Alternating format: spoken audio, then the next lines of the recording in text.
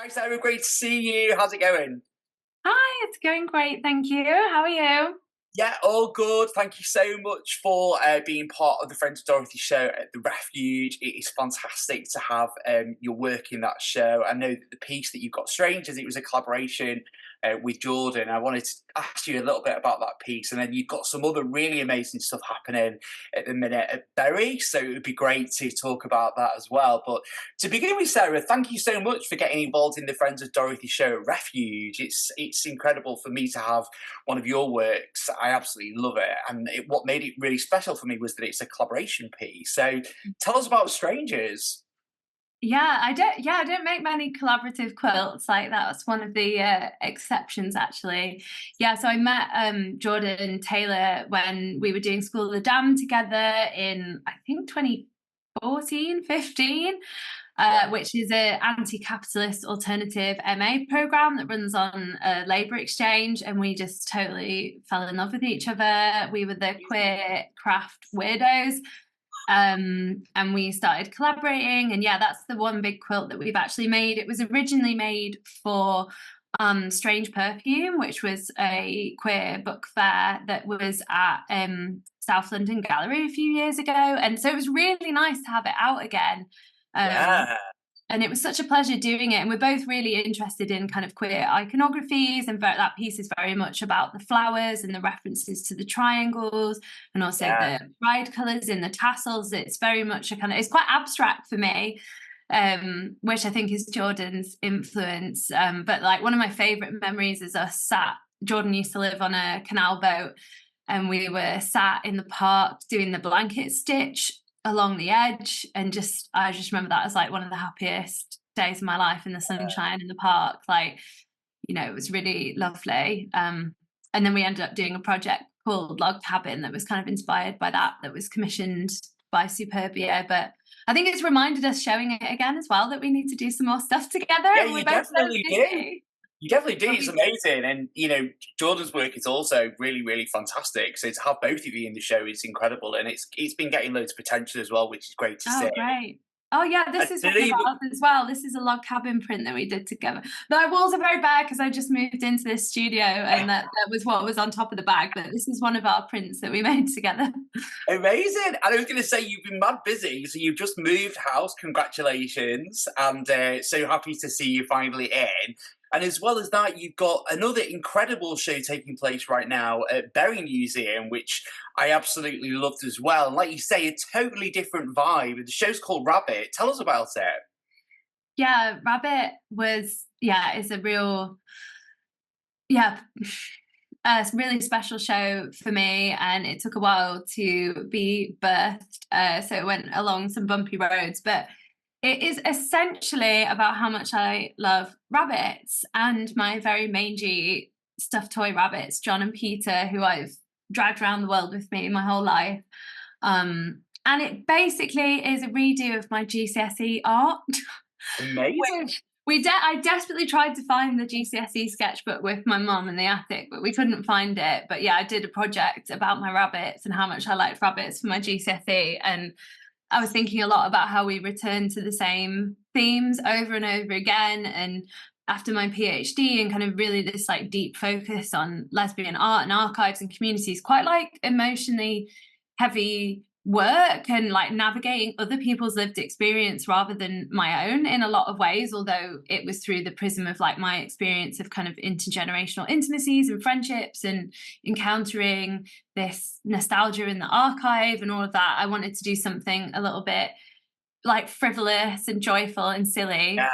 But at the opening, but it just became so much more, like there's so much more to it than just being, about this relationship with stuffed toys and animals, which, is very much at the heart of it. And kind of, I spent so long thinking about the quilt as this really powerful object for telling stories, for holding memory, and how the quilt is this witness to the everyday, to the kind of joys, traumas, pleasures of everyday life. But I was thinking that, the stuffed animals sat there as well, and I wanted to kind of delve into that. But the show is so many other things, and when we opened it, I was so privileged to get Arts Council funding on my third attempt. Yeah, Thank you, Cat amazing. Alpha. sticking with me for over a year's worth of funding attempts. But I was so lucky because I got to commission 3 performances from people that I really, really love for the opening. So Jane Campbell, who is an incredible poet, a lesbian feminist, eco poet who is just amazing, who I met through Rebel Dykes, and she wrote this gorgeous, gorgeous poem about Dave, who's a very, very special rabbit to her partner Red. And we had Rachel Field, who's also in the Friends of Dorothy show, fabulous painter, my favourite person. And she did this incredible performance called I Dream of a Fluffle, which involved a taxidermy rabbit from the Bury archives, which apparently used to be in like a fake Victorian kitchen. And that piece was really inspired by Joseph Boyce, and was also a tribute to her friend who passed away, Fee. So that was really powerful. And Dudley Walsh also wrote this beautiful piece of prose about past lives and destroying capitalism and empathy. And like I was like the whole thing, I was just, and I did an in conversation with Angela Maddox, and then I made a sound piece with this artist called LJ, a sound artist who's incredible, and we worked with LGBTQIA plus groups in Bury, support groups, to record people's stories with their bears, and like people were so generous.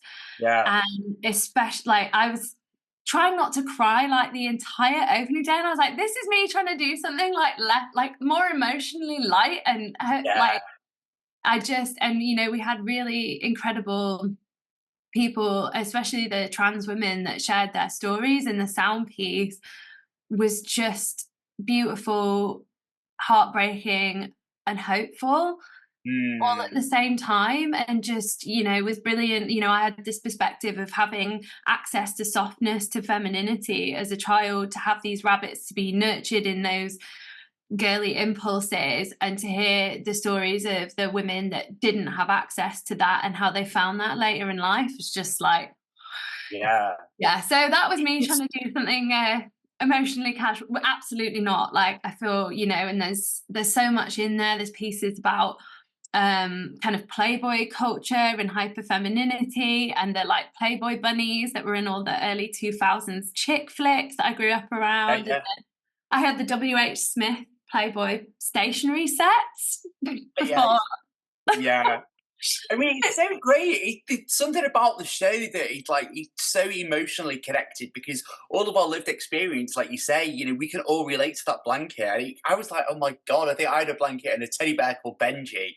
And as soon as I saw it, I was like, I could almost like smell, you know, my mum and dad's living room. There's something about that, like you say, that the comforting, you know, connection back to your youth and your lived experience. And the other thing that I really took away from it was that kind of, wow, almost imagining myself as a child back on the couch, and you know, never imagining that one day I could get to live my full self, and kind of like this story arc, which was like a really amazing experience that I got from it. So yeah, it's just such a beautiful show. And as part of that show, you're curating some other events that are upcoming, one of which sounds amazing, which is the picnic. So tell us all about your Rabbiting on Pride picnic. Yeah, so yeah, on the 29th of June, 12 p.m. to 3 p.m, we're going to be doing a Rabbiting on Pride picnic at Library Gardens, which is just next to Bury Art Museum. So if you've not seen the show, it's also a perfect opportunity to combine. And I was just saying that I love Pride and it's great, but I've definitely been, the last few years, been more drawn to kind of community events and less corporate Pride. And when I spent some time in LA, I got to go to Dyke Day in LA, which is just like a big lesbian picnic, and it was so cute, and you can just sit down and chill. And you know, I wanted to create the kind of like space that I wanted at Pride. So it's going to be a little picnic. I'm going to have cupcakes. There's a face paint person, so you can get your face painted. There's going to be juice boxes, and everyone's welcome. So LGBTQ plus people, their friends, allies, everyone's welcome. And you're invited to bring your rabbit or your teddy bear, and we can all introduce ourselves to each other and to our bears, which is just such a fast way to get to know people. You just skip the small talk and jump straight into it. So, and you can bring your own picnic, and there'll also be a little station where you can make a badge with your teddy bear on it, so you can take them everywhere. And we're also really lucky because we're supported by Bury Unitarian Church, who will be serving hot drinks and biscuits, and we can use their toilets, which is great because it's a short walk.